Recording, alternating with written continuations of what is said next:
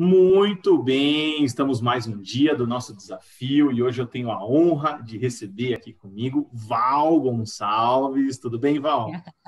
E aí, Ti, beleza? E você? Tudo jóia, graças a Deus. Para quem não sabe, a Val é minha prima, irmã, e a gente cresceu Tudo juntos aí, família, tudo família, tudo em casa, né? tudo em E casa. é muito bom receber ela aqui, porque, né, assim, a Val tem se tornado uma grande referência para as mulheres do Brasil, e eu sou muito entusiasta dessa ideia, sempre joguei ela para cima, falando, Val, vai, manda bala e tal, e agora acho que ela Sim. assumiu essa parada, então estou muito feliz por ver ela se posicionar realmente, porque falta realmente nessa figura feminina, a gente tem algumas pessoas, mas não tanto quanto masculinas, né? E, Val, para começar a conversa, eu queria falar que, tipo, admiro você demais, assim, demais. É muito engraçado ver a gente ter crescido junto e ver quem você se tornou, assim, é muito massa. Glória a Deus. Mano, eu queria também dizer que eu estou muito feliz de participar desses 21 dias. Eu tive a oportunidade de assistir alguns, né, que você fez. E, assim, além de ser um time seleto, tal, a condução, o jeito que você está trazendo os assuntos, tenho certeza que está enriquecendo muita gente aí, inclusive a minha vida. E obrigada aí pela oportunidade de participar aqui. Que bom, fico muito feliz. E aquele negócio, né, se você tem convidado bom, a conversa flui fácil, né? Não precisa muito. É igual quando você joga do lado do Pelé, você faz gol também, né? É isso Então, aí, fica é bem fácil, né? tranquilo. Val, É vamos bom lá. demais. Hoje nós vamos falar sobre disciplina, ok? E aí Aham. depois a gente cai um pouquinho para as disciplinas espirituais, né? A gente pode dar esse anexo, esse bônus para a galera, mas tem sido uma coisa que você tem se dedicado nos últimos anos, né? A gente tem visto a galera que te acompanha aí, as lives que você faz bombando e tal. Fala como é que isso surgiu na sua vida, por que você está fazendo isso, como que você pode ajudar as pessoas, porque assim, talvez, Val, tirando assim, propósito e empreendedorismo, que é a coisa que eu mais falo mesmo, seria uma Sim. terceira maior pergunta no meu Insta, seria como ter disciplina, como eu mantenho constante, enfim. Então dá uma ajuda para essa galera aí. Então, assim, acho importante falar que, tipo, eu sou cristã, né? Eu conheço Jesus, assim, a minha vida toda. Conhecer Jesus que eu falo, assim, no sentido de ir à igreja, frequentar e tal. Mas eu conheci o Espírito Santo um pouco mais próximo da minha juventude e vida adulta, né? E aí, quando eu comecei a me relacionar com o Senhor, eu comecei a conhecer também grandes homens de Deus e, enfim, tudo isso, né? Homens que são referências para a gente, avivalistas, a gente começa a ler muita biografia, você tá ligado como é que é, né? E uma coisa que sempre me intrigou muito é o que leva a pessoa de um patamar comum, mediano, né, para um patamar como esse? Se é alguém, assim, notório, não no sentido daquilo que faz apenas, mas daquilo que se torna por causa do entendimento que tem. E aí eu comecei a observar, por exemplo, o John Wesley, comecei a observar, né, os grandes homens de Deus, podia citar vários aqui, e eu comecei a perceber que um ponto em comum em todos eles era a disciplina. Uhum. Então, aí de uns anos para cá, eu acho que de 3 anos para cá, foi quando eu realmente tomei a decisão de colocar isso como uma coisa da minha vida, assim, sabe? E aí eu comecei a me dedicar, a colocar coisas na minha agenda e cumprir aquilo que eu me comprometi a fazer, porque a gente sabe, né, Ti, que, tipo, vida devocional, todo crente tem que ter um tempo de oração, um tempo de ler escritura, um tempo onde você se debruça sobre as coisas do Senhor, mas a gente vai levando meio que nas coxas, né? E aí, diante dos desafios que Deus foi me colocando, eu vi que não tinha mais como ser assim. Eu precisava me organizar, eu precisava aprender essa tal disciplina, né? Como é que fazia para conseguir ter isso na vida de forma sistematizada? E aí foi o que acabou acontecendo. Eu comecei a me comprometer e fazer aquilo que eu falava que eu tinha que fazer e de fato não fazia. E é engraçado, Val, eu não sei como é que era para você, assim, né? Mas para mim, a parada da disciplina, e falando, por exemplo, como você citou a agenda, né? Passei a fazer uma agenda. Para mim, como eu sou de natureza assim, mais desorganizadão, mais bagunçadão, era um negócio que dava um desespero. Você fala assim, agenda, não possuo esse item, né? E quando eu passei a utilizar a agenda, eu passei a ver que era libertador.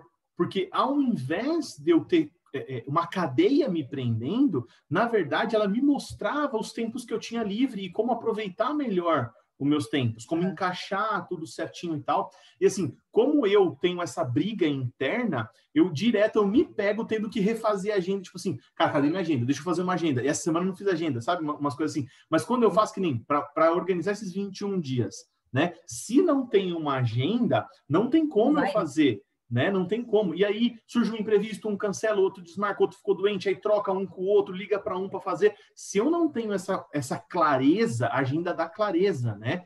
Então, é muito importante, né? Uma coisa que eu aprendi, assim, com o passar do tempo, que já entrando mais em disciplina mesmo, é que quando a gente fala de disciplina, ser disciplinado e tal, parece uma coisa meio boring, meio chata, entendeu? Então, a palavra disciplina, tipo assim, já soa ruim aos ouvidos, né? Mas eu aprendi uma definição de disciplina que realmente mudou minha forma de pensar. Até do Craig Groeschel, eu não sei se você já ouviu ele falando sobre isso, mas ele fala que disciplina é a ponte que te leva do lugar onde você está para o lugar onde você de fato precisa chegar. E aí eu comecei a abandonar essa mentalidade de tipo assim, não, ser disciplinado é chato, ter disciplina é chato, porque eu comecei a ver na dinâmica da vida, e você me corrige, qualquer coisa eu estiver errada, Ti, que ou eu aprendia a viver disciplina por minha própria vontade, ou a vida ia fazer isso comigo. Então, um exemplo bobo que eu absorvi, assim, sou formada em nutrição. Então, ou eu aprendo a ser disciplinada e comer menos açúcar hoje, quando eu sou jovem, ou então lá na frente, a saúde, a diabetes vai me cobrar isso, eu vou ser obrigada a ser disciplinada. Daí não vai ser porque eu quero, vai ser porque o médico vai me impor uma restrição. Ou eu aprendo a ser disciplinado e fazer exercício hoje, ou quando eu tiver 60 anos, vou estar com as minhas articulações horríveis. E eu vou ser disciplinada ficando sentada numa cadeira de rodas que eu não queria. Entende? Então, eu comecei a passar a olhar para a disciplina como essa ponte que realmente me transporta para um lugar onde eu quero estar no futuro. Uau. Porque se você olha para a disciplina como uma prisão, né, você perde tudo que ela pode te fornecer. A gente tem uma ideia errada de liberdade. A gente acha que liberdade é eu fazer só aquilo que eu quero. E não. Liberdade é eu fazer aquilo que eu quero, mas muito mais aquilo que eu não quero. Porque, na verdade, se eu não faço o que eu não quero, eu sou escravo, entendeu? Sou escravo das minhas próprias paixões, das minhas próprias vontades, do meu próprio umbigo. Então, tipo, a disciplina tem isso, ela me liberta literalmente, entendeu? Porque eu sou capaz de falar não para mim e para as minhas paixões, e eu sou perigosa, eu vou ser perigoso. Então, enfim, foi isso que eu vi na disciplina, entendeu? Foi por isso que eu comecei a praticar. Que massa, Val. E aí, tá, você decidiu ser disciplinada, você não era, né? O que você fez? Assim, tá, com uma varinha mágica, pá, agora eu tô disciplinado. O que você fez para dar esse shift na sua vida, no seu pensamento, para você... Claro, você teve essa compreensão, né, de que isso seria libertador para você, de que a prisão era o contrário, né? Então, essa é uma mudança de mentalidade muito importante, porque se você não tiver essa consciência, você não vai fazer. Né? Se você não entender isso que você falou, você não vai fazer. Tem o porquê bem definido, né? O porquê muito claro que você está fazendo. E aí, o que aconteceu? Então, você quer ir para a parte bem prática? O que você quiser. Porque assim, ó, para mim, a parada do entendimento que você está falando foi muito... Tipo, na verdade, foi ela que destravou tudo. Para mim, qual que é o lance das pessoas indisciplinadas e disciplinadas, das pessoas inconstantes e constantes? Primeiro, é uma questão de entendimento. Porque eu até tenho respondido bastante isso em caixinha de pergunta de Instagram, né? E aí, geralmente, é relacionado à disciplina espiritual, mas você pode aplicar para qualquer coisa que você precisar. Como é que você faz para ser constante nisso ou naquilo? Cara, tudo aquilo que a gente tudo aquilo que é vital para a gente, que a gente sabe que realmente, cara, sem isso eu não vivo, você faz, você tem constância. Você não precisa pensar, eu preciso ser constante na minha alimentação, preciso ser constante, né, nas necessidades fisiológicas. Por quê? Porque é algo que você sabe que se você não nutrir na sua vida, se você não fizer, você não vai conseguir sobreviver. O problema é que quando se trata de disciplinas espirituais, desse campo mais assim, as pessoas não consideram vital, entendeu? Então, por isso que para mim a chave do entendimento é tudo. Qual é a conta que eu fiz? Cara, o que eu tô perdendo por ser indisciplinada? Uau. Isso foi a primeira coisa. Então, tipo, eu fiz um checklist do porquê. Todas as coisas que eu reclamava, todas as desculpas que eu dava, enfim, todas elas me levavam num lugar que eu não gostava. Então, eu fiz um cálculo. Falei, ó, ser indisciplinado não tá sendo legal. E eu acho que todo mundo precisa dessa sacada, entendeu? Que é simples, mas tipo assim, o que eu tô perdendo por minha própria causa? Porque eu tô escolhendo. É um exercício de autorresponsabilidade, sabe? De tipo assim, cara, eu não tenho isso hoje porque eu não fiz isso ontem. Ponto. A conta é essa. Então, essa questão do entendimento de o que eu estou perdendo e depois o que eu vou ganhar. Uhum. Tá? Porque, assim, a gente é movido assim, né? A gente é movido por aquilo que a gente colhe como consequência de uma má semeadura e depois aquilo que a gente colhe como consequência de uma boa semeadura. Então, você faz a conta e fala, cara, compensa, vale a pena. E aí, o ponto da agenda também. Então, primeiro eu calculei o que era ruim, depois eu calculei o que era bom e depois eu comprei uma agenda. E simples assim. E eu determinei horários na minha vida, porque eu comecei a perceber o seguinte, existia um discurso que eu amava o Senhor, por exemplo, acima de todas as coisas. Só que eu consegui encontrar tempo para assistir Netflix, eu consegui encontrar tempo para fazer exercício físico, eu consegui encontrar tempo para fazer uma coisa que eu gostava, mas nunca tinha tempo para parar e fechar a porta do meu quarto. Pera, tem alguma coisa errada, eu estou sendo mentirosa. Então eu falei, não, vamos parar com isso aqui agora. E aí eu comecei a entender essa máxima de, tipo assim, é sobre quem eu amo mais, entende? Quem eu amo mais tem que estar no primeiro lugar da minha agenda.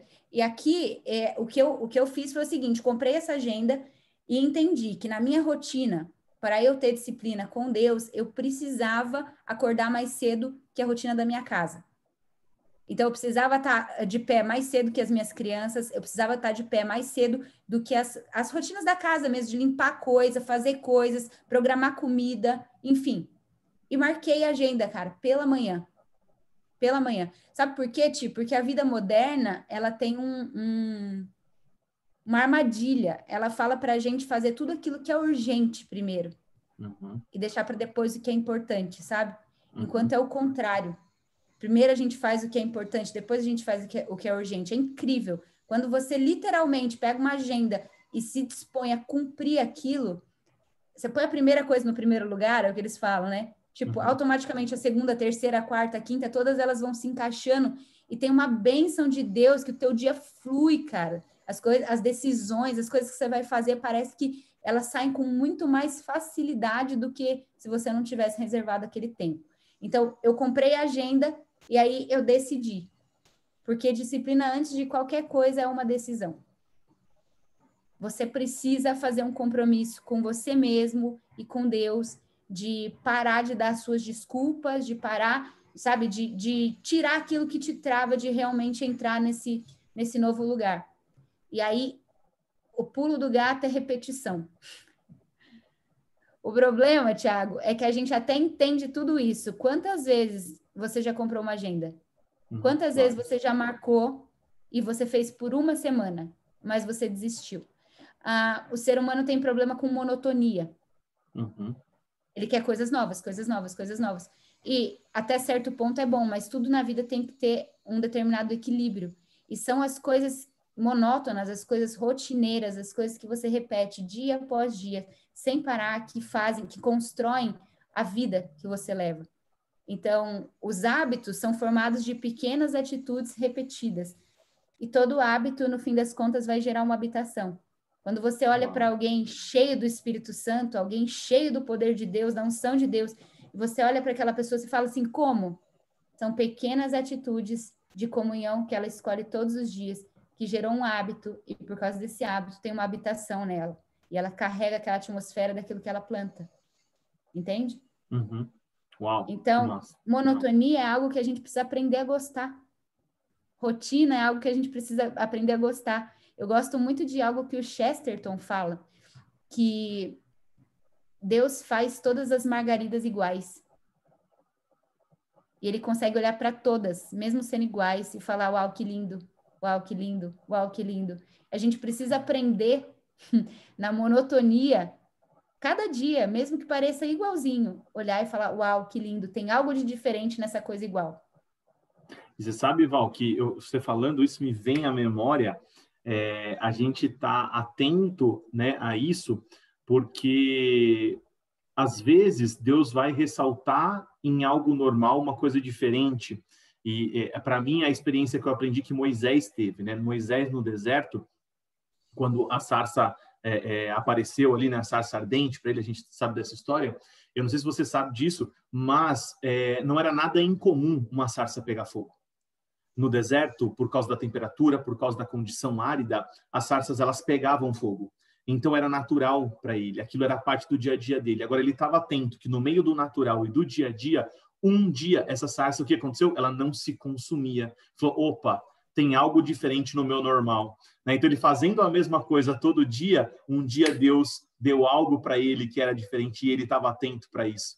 Né? Então 40 anos naquele deserto vendo a mesma coisa, as sarças pegavam fogo, aquilo acontecia, era parte do dia a dia dele. Mas um dia ele estava atento, ela não se consumiu. E aí ele foi ver o que estava acontecendo, né? E Deus estava nesse pequeno detalhe que trouxe uma diferença, né? Trouxe essa graça, né? Então, e isso mudou a história, a gente sabe disso e tal. Quando eu aprendi isso, eu falei, uau, existe uma graça nessa rotina e existe uma graça onde Deus rompe a rotina sem as pessoas perceberem. Algumas pessoas não perceberiam. Algumas pessoas... Sabe, eu estava reparando, Val, eu acabei de mudar de casa, né? Estou mais pertinho de você agora. Sim. E na minha casa... virei seu vizinho. Na minha casa antiga, eu tinha uma vista simplesmente sensacional, de quase 360 graus. Eu via, assim, era uma beleza exuberante. E quando eu fui embora, eu gravei a última vista e depois eu gravei a vista daqui, que é legal, mas não é tão boa quanto a anterior, embora tenha, né, muitos mais... Essa casa tem mais pontos positivos do que a outra, mas a vista da outra era legal. E eu parei para pensar o quanto que eu aproveitei dessa vista no ano que eu fiquei lá. E eu acho que foi muito pouco. E quando eu perdi isso, né, quando eu troquei de casa, eu falei, nossa, deveria ter valorizado mais. E acontece isso mesmo, né? A gente desperdiçar o nosso dia a dia, né? É isso aí. E a rotina, ela é muito poderosa, porque ela fala mais de frequência do que de volume, né? A gente é muito rápido em ser intenso e a gente é pouco constante, né? E com isso, a gente consegue uma vida superficial. Esse é o problema. A gente não vê resultados duradouros, a gente não vê profundidade. É como exercício físico. E eu acho louco que o apóstolo Paulo usa essa figura em Timóteo, né? E ele até fala, o exercício físico é de pouco proveito. Mas ele está fazendo uma figura ali para a gente pensar, cara, você vai realmente fazer exercício físico todos os dias, você vai fazer a mesma coisa, um pouquinho, um pouquinho, um pouquinho. E você olha de um dia para o outro, você não vê mudança. Se você olhar dentro de um mês, você quase não vê mudança. Mas vê isso dentro de um ano, vê isso dentro de 10 anos. Ou como John Wesley, vê um cara que tinha todos os dias o mesmo hábito de acordar 4 horas da manhã e orar por 60 anos. Você vê o impacto disso na Europa, velho. Entende? Por causa de um cara que resolveu ser metódico. Eu acho interessante, Ti, que a gente despreza isso, sabe? Eu gosto de uma frase do Dallas Willard, que ele fala assim, a graça é o oposto do mérito, mas não é o oposto do esforço. Uau! A graça é o oposto do mérito, mas não do esforço. Então, assim, existe um esforço diário, rotineiro, que parece muitas vezes insignificante, mas que num longo período de tempo é quase como uma bomba nuclear, sabe? É tipo assim, um átomo e de repente o negócio é explosivo. E sabe o que eu estava pensando? Pode falar, desculpa. Não, pode falar. Estava pensando quando você postou esses dias sobre a avó, né? Sobre a avó fazer aquele negócio, né? Para quem não viu, para quem não sabe, todos os dias às 18 horas, né? Na viração do dia, a avó reunia os netos, né? Para fazer uma adoração ao Senhor. A gente lia um livrinho com frases de exaltação, de adoração a Deus, e a gente adorava a Deus junto naquele momento, porque ela nos ensinou que era o momento onde Adão encontrava com Deus, na viração do dia. Então, a gente também se encontrava com Deus naquele momento. E é claro que até todos os netos postaram isso, né? A Val postou, lembrou e a gente postou também, que ninguém gostava de fazer, pelo menos, né? Eu não gostava, eu queria assistir coisas que estavam passando na televisão bem naquela hora, né? 6 horas. A gente voltava da escola louco para assistir televisão e aí a gente tinha que fazer oração e a gente até decorou a sequência ali e tal. E queria fazer rápido para poder acabar rápido. E eu estava pensando nisso, porque a gente devia ter, sei lá, uns 10, 11 anos, alguma coisa parecida com isso. E eu pensei o quanto agora como maduro eu consigo ver valor naquilo. E eu pensei que essa resposta do não quero fazer, do não quero me submeter, do não quero ser disciplinado, é uma resposta de imaturidade. É uma resposta de falta de consciência, de falta de identidade, de saber quem você é, né? De você ser um bebezão de Deus ou de você ser um filho maduro de Deus, sabe? E acho que falta muito isso, né? Que você já pensou nisso assim? Sim, a disciplina está totalmente ligada à maturidade, porque a criança, eu tenho duas aqui em casa, a criança só faz o que quer. O menino só faz o que quer. O adulto, a diferença do adulto para a criança é que o adulto faz o que tem que ser feito. O que é bom, o que é justo, o que é belo, o que é verdadeiro, o que traz crescimento. A criança não, a criança é apegada aos seus próprios apetites, vontades, e ela é obstinada. E ela é obstinada para o mal. E se você largar ela sozinha, cara, ela se destrói. Essa é a nossa natureza, né? Então, a maturidade fala disso, né, Tiago? A gente sabe que Jesus era o ruiós de Deus, o filho maduro de Deus. E ele, quando ele estava discipulando, formando seus apóstolos, ele não chamou eles à toa de discípulos. Os discípulos são totalmente diferentes da multidão. A multidão é essa figura das crianças. Eles vêm até quando é interessante, até quando é gostoso. No momento que aquilo vai exigir demais de mim, eu saio fora. Mas o discípulo é aquele que quer ser igual ao mestre, ou seja, ele quer ser maduro, ele quer atingir essa medida do varão perfeito. E aí não é à toa que a palavra disciplina, eu não sei se você sabe, mas no original, a etimologia da palavra dela, ela é cognata da palavra discípulo. Só consegue ser disciplinado aquele que primeiro é discípulo, aquele que tem o desejo de se autoeducar, de se auto-instruir para ser igual ao seu mestre, ou aquele que se deixa instruir igual ao mestre, né? O problema é que a gente tem uma igreja de pessoas infantis que fazem só aquilo que querem, não aquilo que é preciso. E também eu vi algo bem interessante sobre maturidade, também aprendi até com um psicólogo, um psicólogo canadense. Ele fala que a marca da criança é que para a criança tudo é possível, né? Então, tipo assim, você chega para a criança e fala assim: ei, cara, o que você vai ser quando você crescer? Ah, eu vou ser um astronauta. Ah, eu vou ser um engenheiro. Ah, não, eu vou ser um gari. Enfim, para a criança, ela pode ser tudo que ela quiser. E a marca da fase adulta, da maturidade, é quando ela mata exatamente essas possibilidades todas para se dedicar a uma possibilidade real.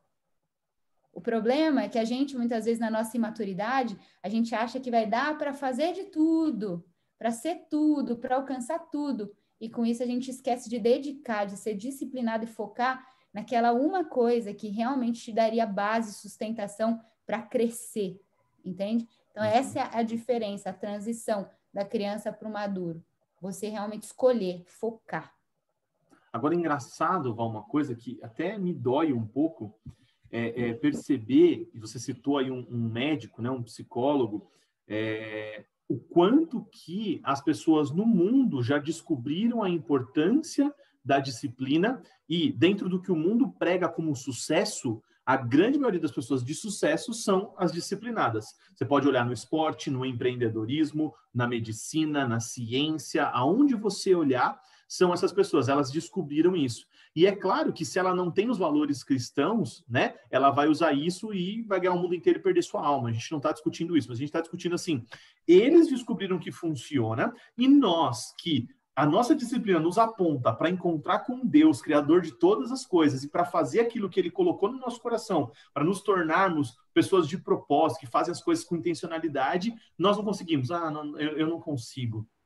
Não dá uma dor no coração isso? Dá muita dor no coração, mas é sintomático, né, cara? É disso que a gente está falando. As pessoas perguntam direto, né? Tipo assim, por que tem milhões de evangélicos no Brasil e você não vê o impacto na sociedade?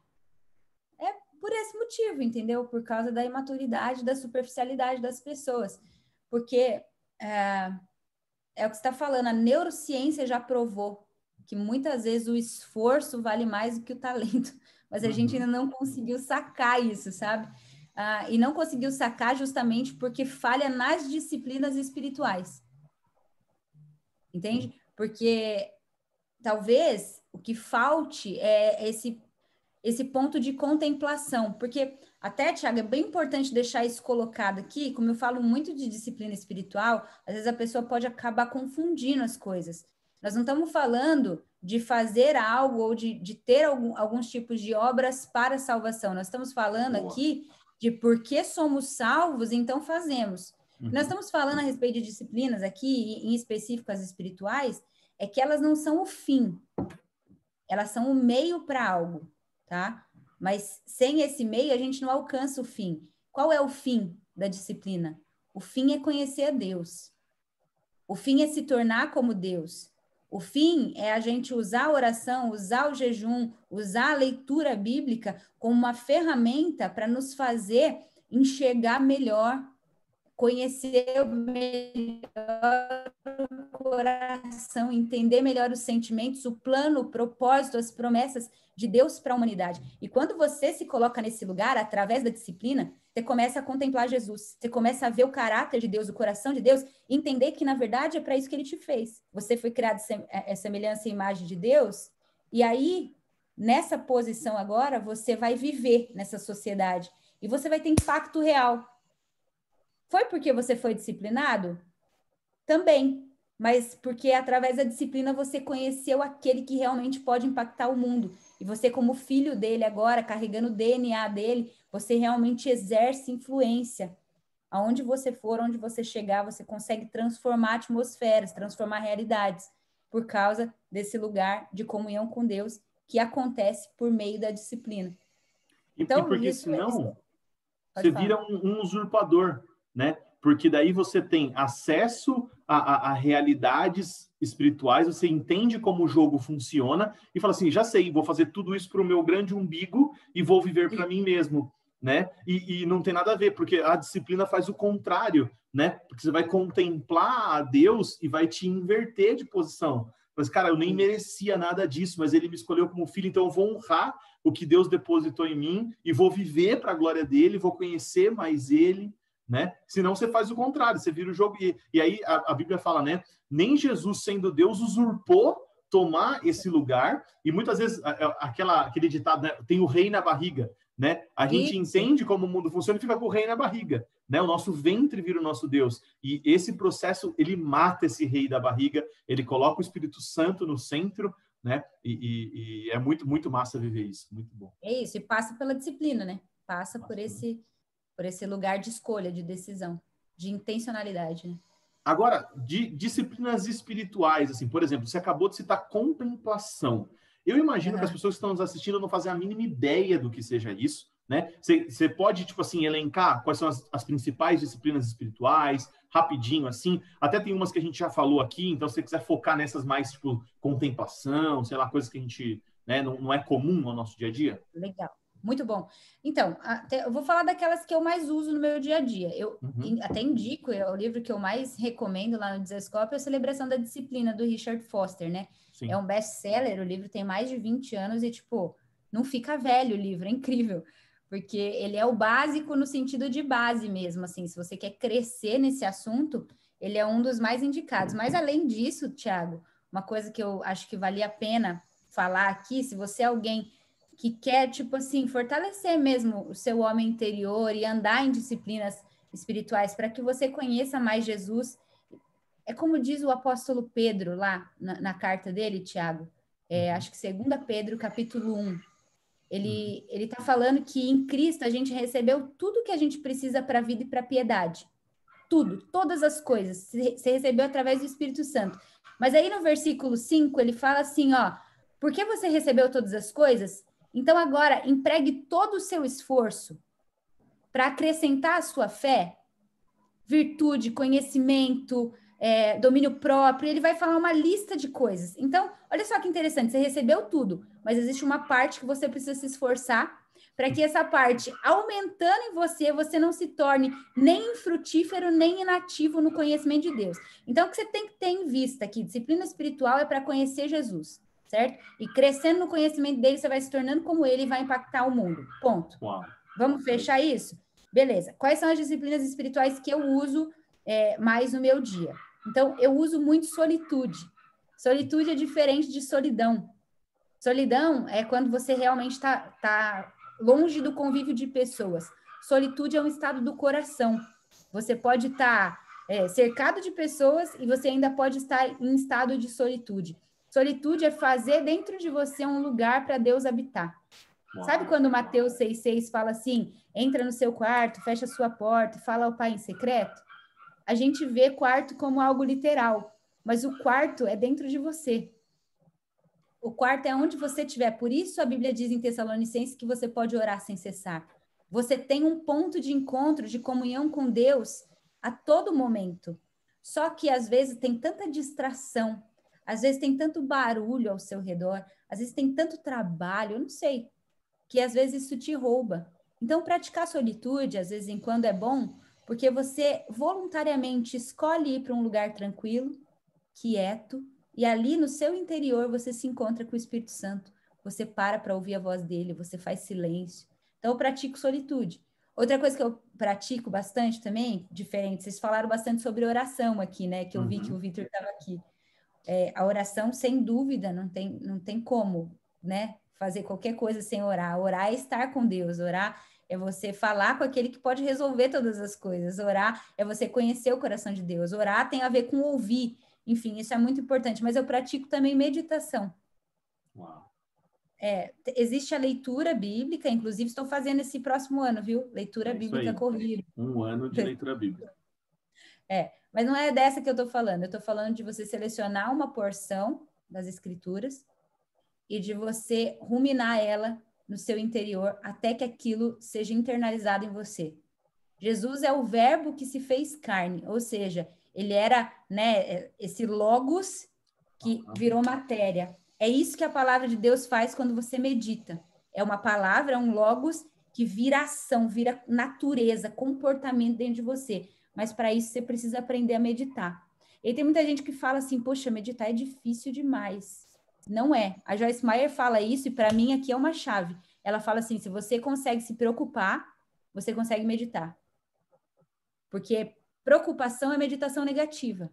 Agora, se ao invés de você ficar enchendo a sua mente com porcaria, você pegasse um trecho da escritura e ficasse meditando e ruminando ele para você mesmo. Cara, você já pensou o depósito que você teria no seu interior quando você precisar vencer uma batalha? Você lembra Jesus na tentação lá do deserto? Como é que ele venceu o diabo? Ele venceu com o depósito de meditação que ele tinha nele. Então, todos os dias, Thiago, escolher. E aí não é questão de volume, é questão de constância, de frequência, aquilo que a gente estava falando. Todos os dias, selecione um verso. Se necessário for, fique por 1 mês no mesmo verso. Se necessário for, fique por 1 ano no mesmo verso. Eu tô com um versículo dentro de mim que eu tô há meses com ele e eu não consigo sair dele. O Espírito Santo está tentando comunicar coisas no meu interior e eu fico meditando. E aquilo vai fortalecendo o seu homem interior. Então, eu pratico solitude, eu pratico meditação, eu pratico contemplação. O que é contemplação? O que é contemplação? Então, a contemplação é uma disciplina espiritual muito legal, assim, porque ela exige de você essas coisas, solitude, ela exige de você um pouco de meditação. É quando você para, e aí você pode contemplar através das coisas criadas. Romanos vai falar que o que de Deus se pode conhecer está descoberto através das coisas criadas. Então, por exemplo, quem aqui já não teve essa experiência de estar na frente de um mar, na frente de uma montanha, de uma paisagem com muitas árvores, ou diante de uma florzinha desse tamanhinho, assim, que tem 1000 cores nela ao mesmo tempo? Ou assistindo o National Geographic, quando você vê um sapo todo louco, e você fala assim, meu, como Deus é incrível. Deus é tão gênio, a mente dele é tão alta, que ele cria umas coisas assim inusitadas. Tudo tem função perfeita, tudo funciona. E quando você começa a contemplar a criação, você começa a ver, cara, meu Deus é grande, meu Deus é poderoso, meu Deus é maravilhoso, meu Deus faz todas as coisas para o bem da humanidade. Enfim, isso é um tipo de contemplação. O outro tipo de contemplação é a contemplação do Cristo mesmo, de Deus. Isso você faz através da Escritura. Então, um exemplo, tá? Só para inspirar você, se você quiser. Abra a tua Bíblia qualquer dia, no livro de Apocalipse, capítulo 1, e leia o relato do Cristo revelado. Então, coloque diante da sua mente quem é esse Cristo ressuscitado que está sentado no trono do universo e que tem os cabelos brancos como a neve, que tem os olhos como chamas de fogo, que tem o rosto mais brilhante que o sol ao meio-dia, e comece a pensar o que cada uma dessas coisas significa. Comece a olhar para Jesus como se fosse um espelho. É muito louco, porque a gente tem dito isso, né, Tiago, há um tempo. Você se torna parecido com aquilo que você contempla. É. Eu, por exemplo, uma época que eu queria emagrecer muito, eu comecei a seguir um monte de meninas que tinham emagrecido no Instagram. Porque eu ficava vendo o antes e o depois. O antes e o depois. E como que elas tinham feito para chegar naquele estado. Sabe o que aconteceu? Eu emagreci. Porque você fica colocando uma referência nos teus olhos e você vai sendo transformado. E é o que a Escritura fala. Todos nós, com o rosto descoberto, vamos contemplando a glória de Cristo e vamos sendo transformados de glória em glória à imagem de Jesus. Então, quando você para intencionalmente para contemplar a grandeza de Deus, o poder de Deus, a bondade de Deus, o caráter de Deus, você vai se tornando mais parecido com Jesus. É isso. Uau, muito massa. Ô Val, você consegue falar também uma coisa que me pediram, e eu acho que eu não vou conseguir nesses 21 dias, é falar sobre o jejum. O jejum também é uma disciplina espiritual, é uma prática da igreja, né? E como que você vê essa prática na sua vida? Legal. Então, durante muito tempo nessa minha caminhada de crentinha, desde pequena até adolescente, né? Cara, o jejum foi muito deturpado. A gente entendia jejum como barganha, né, Thiago? Tipo assim, Vou vou jejuar fazer por isso. vou fazer um propósito com Deus que eu quero um carro novo. Então, então vou jejuar para Deus me dar um carro novo e tal. E aí, com o passar do tempo e graças a Deus encontrando, né, pessoas que estavam pregando mais alinhadas com a escritura, a gente foi entendendo e depois até passar a entender por nós mesmos, né? Que o jejum, na verdade, é uma forma de mortificação da carne, uma forma de mortificar o eu. O que acontece? Se tem uma coisa mais latente do que as nossas vontades na carne, eu desconheço. Então, tipo assim, o seu estômago grita, as suas necessidades naturais gritam. A fome, ela é uma coisa assim muito forte da natureza humana, né? Então, ali, nessa fome, nesse estômago roncando, você percebe a fragilidade do ser humano. Que se ele não comer, velho, ele morre. Tipo assim, ele não tem como se autossustentar, ele depende de alguma coisa. O jejum é bem simbólico. Quando você jejua e você expõe essa carne à humilhação, no sentido de, poxa, tá vendo? Eu não sou nada. Se eu não tiver uma bolacha para comer aqui agora, eu desfaleço. Quando você expõe isso aqui à humilhação, você começa a perceber o quanto você é dominado pelos seus impulsos, sabe? Por aquilo que você precisa. Então, jejuar é matar isso aqui. É dizer não para você. É dizer não para esse estômago. É você colocar na sua perspectiva o fato de que quem te sustenta, na verdade, não é você mesmo. Você tem um provedor, sabe? Você tem alguém que te alimenta. Você tem alguém que nutre você, corpo, alma e espírito. Então, jejuar é um estado de humilhação em primeiro lugar. Em segundo lugar, a gente entendeu também, ao longo do tempo, que jejuar é uma expressão de saudade. Os discípulos dos fariseus vieram perguntar para Jesus uma vez por que os discípulos de João jejuavam, por que os discípulos dos fariseus jejuavam e os discípulos de Jesus não jejuavam. Por que eles não faziam isso? Então Jesus disse assim: podem os convidados do noivo jejuar enquanto o noivo ainda está com eles, mas chegará um dia em que o noivo será tirado, então eles jejuarão. Então Jesus deixou a chave ali que jejum é uma forma do cristão expressar a saudade, o anseio pelo retorno do próprio noivo, né? E quando Jesus estava aqui, não fazia sentido jejuar, mas agora ele não está. Será que você, como uma noiva apaixonada, consegue fazer uma greve de fome porque você tem saudade do seu amor? Não, Já isso viu é gente real, né? apaixonada? Isso é real, porque quantas noivas não tem que ficar apertando o vestido porque emagrece antes do casamento, porque não consegue comer? Porque a ansiedade, a vontade do noivo estar junto, de ter o casamento, sabe? Então, eu acho que esse versículo é uma chave de entendimento para a gente. A gente jejua por saudade do noivo também. A gente jejua para mortificar a carne, a gente jejua por saudade do noivo. E a gente jejua porque a gente sabe também, e tem uma passagem no Novo Testamento que diz isso, que existem algumas castas de demônios, existem alguns tipos de confrontos espirituais que a gente precisa estar com uma vida respaldada de jejum e de oração. O jejum é uma forma de consagração a Deus. Então, quando você se coloca nesse lugar, de certa forma, as hostes espirituais, elas entendem que você é alguém consagrado a Deus. Então, também tem esse nível no jejum. Existe um livro, Thiago, chama As Recompensas do Jejum. É do Mike Bickle. E eu quero deixar esse livro aqui como recomendação. Eu não sei se você tem... Você também leu um outro sobre jejum? O Jejum de Jesus. Do Lou Engle, né? Do Lou Engle com... Eu não lembro com quem, mas com alguém. Mas é do Lou Engle. Queria deixar essas recomendações aqui. Como é que a gente faz, tá? Eu vou falar de nós aqui. A gente costuma fazer alguns jejuns parciais. Então, por exemplo, esse ano eu fiz alguns propósitos, né? Vou chamar de jejum de Daniel, tá? Uhum. São jejuns, tipo assim, onde você se abstém de algum alimento específico. E também a igreja primitiva, ela jejuava 2 vezes por semana. A gente ainda não chegou nisso. Não, A gente mas está nós fraco ainda. estamos caminhando. Nós estamos caminhando. O que nós tentamos colocar como meta aqui foi 1 vez por semana, todas as quartas-feiras ou quintas-feiras, jejuar. Conseguimos em muitas, falhamos em muitas, mas eu acredito realmente que essa disciplina espiritual é uma chave que a gente precisa voltar a praticar na igreja.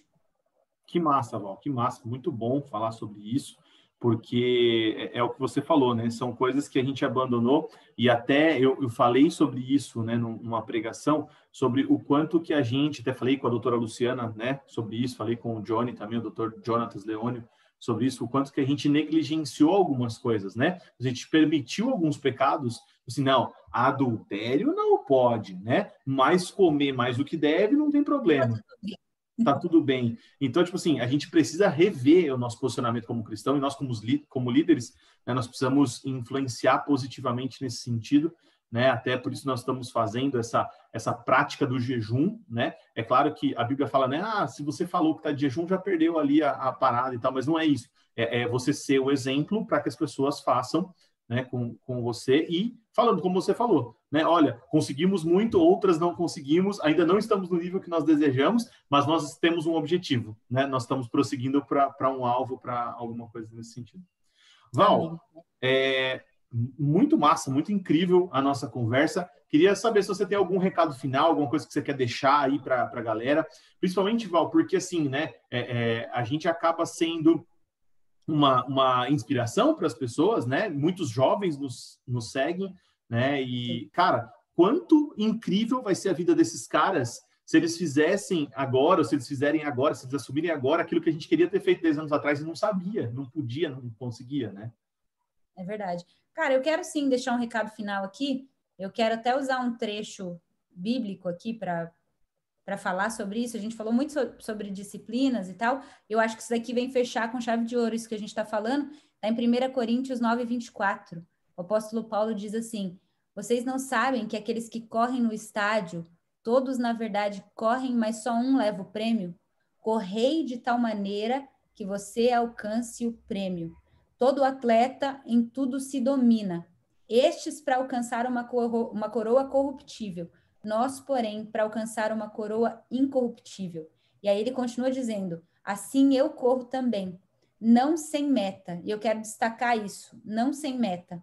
Assim eu luto, não como desferindo golpes no ar, mas eu esmurro meu corpo e reduzo ele à escravidão, para que, tendo pregado a outros, não venha eu mesmo a ser desqualificado.